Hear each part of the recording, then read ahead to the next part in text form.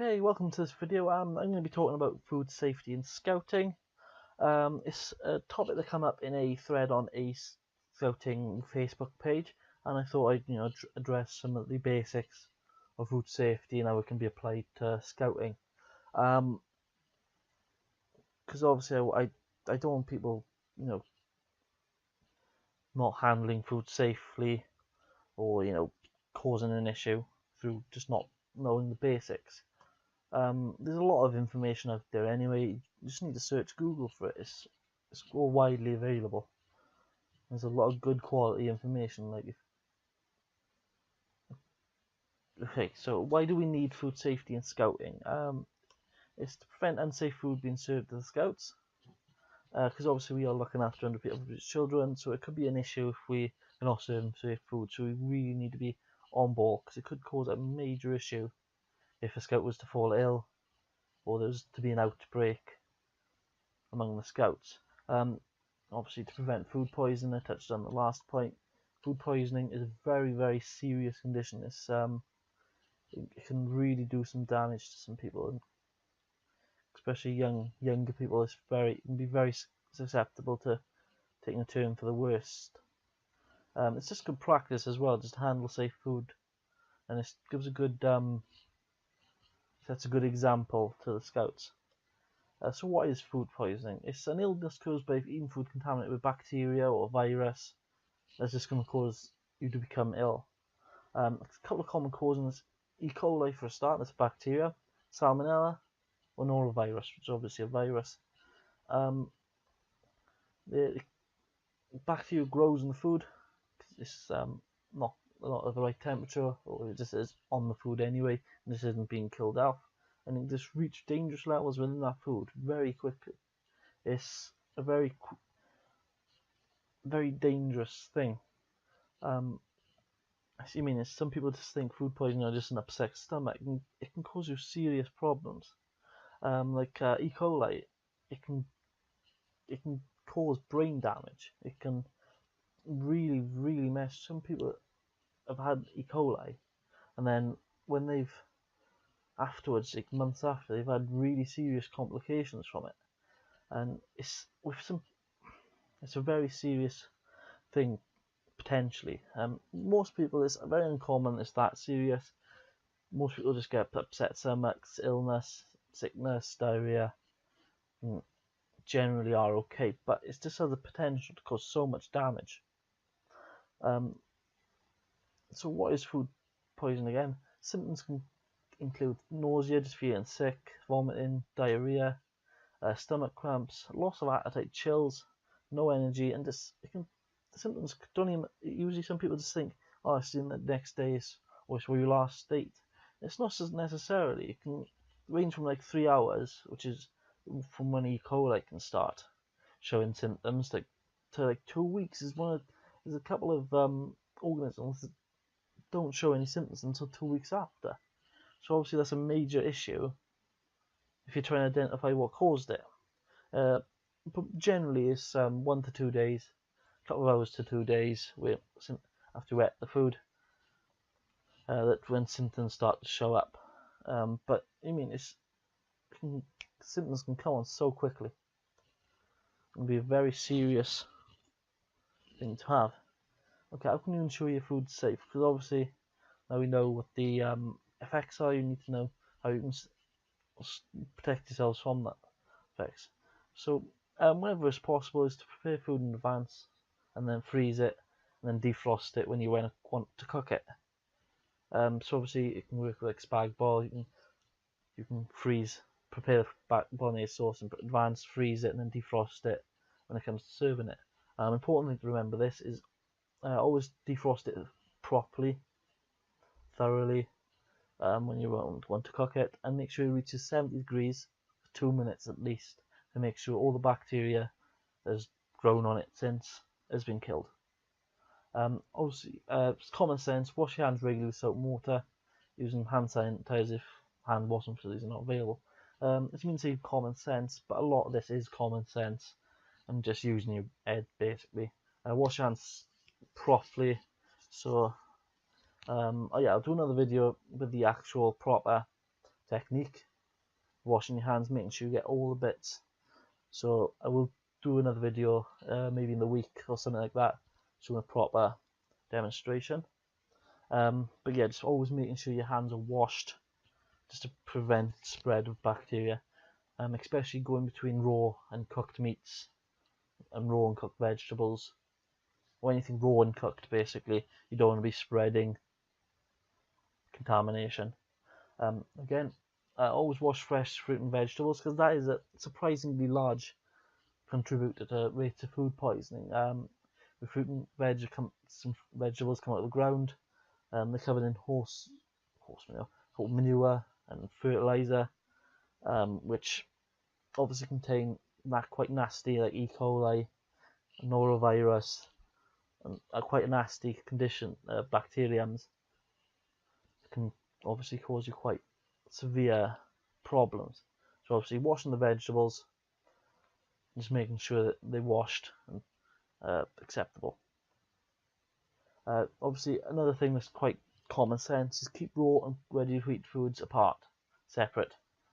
So obviously keep raw in a sealed container, and ready to eat foods, so cooked chicken, in a sealed container, because 80% of raw chicken, contains Campylobacter. So obviously cooking it will kill Campylobacter, so they're safe to eat. But then obviously if you're touching it with, come into contact with raw food, it's getting contaminated with a Campylobacter again. So it's sort of defeating the point of cooking it. So obviously just make sure they're completely separate, and not touching any other products.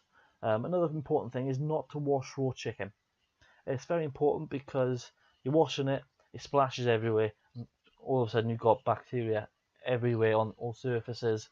You'll be surprised where the water will spray to, and obviously, unless you want to be washing the surfaces straight after thing, it's not a really good idea to be doing it.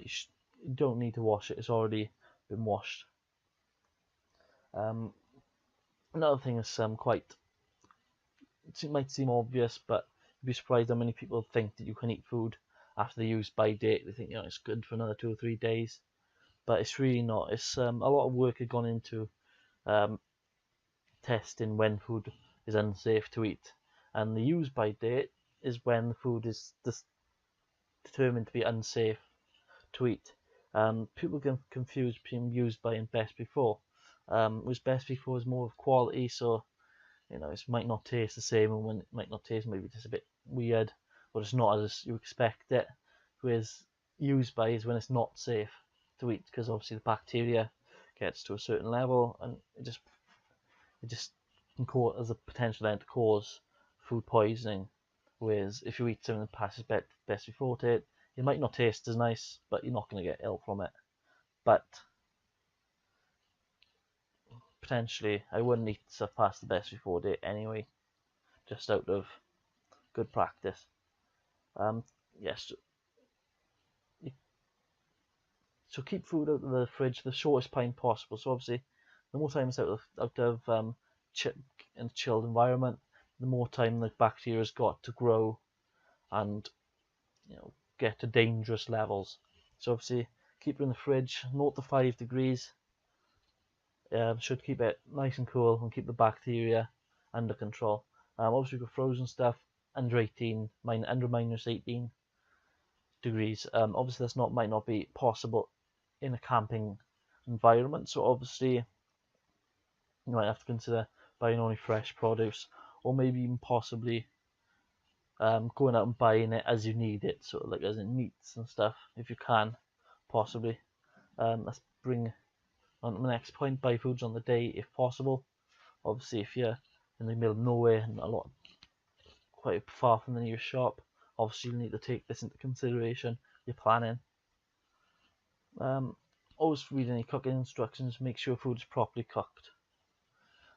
So yeah, quite obvious again, but it's very important, especially when it comes to cooking the sausages in your breakfast, or anything minced, such as burgers and stuff, because the food is minced, all the bacteria that's just on the outside, whereas like a steak, you just cook the outside and be fine. All that stuff is inside as well now, so it all needs to be cooked, because sausages and burgers are a very high percent, very dangerous when they're not cooked properly. And quite a lot of food poisoning is caused by sausages and burgers being undercooked.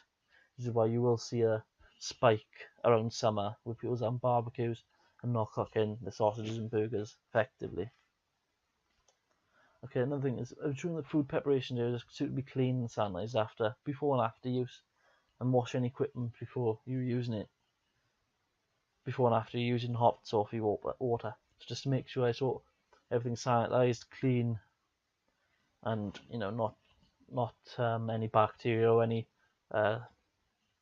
potential contaminants is left. Okay, obviously it's not gonna be as clean as like a kitchen environment.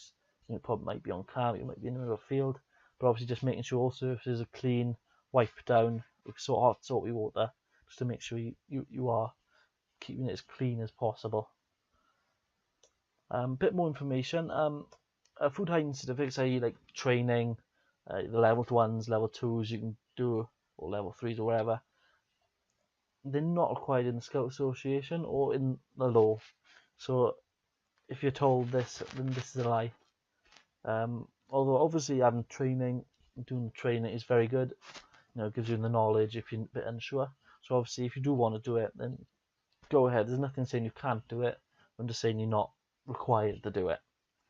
Okay, so obviously if you want to go do it, then what I would recommend doing is, it may cost a little bit more, but going to do it in a proper institution such as college, an adult learning centre, or if you want a volunteering organisation that can provide this a bit cheaper, I highly recommend doing that over doing one on the internet where you're not going to get the teacher role teaching you, and where you can ask questions. Or in the online, you're just going to get, here you go, here's some information, fill in the form, sorted, because you're not going to get the depth of learning from doing that as opposed to doing an actual course. Okay,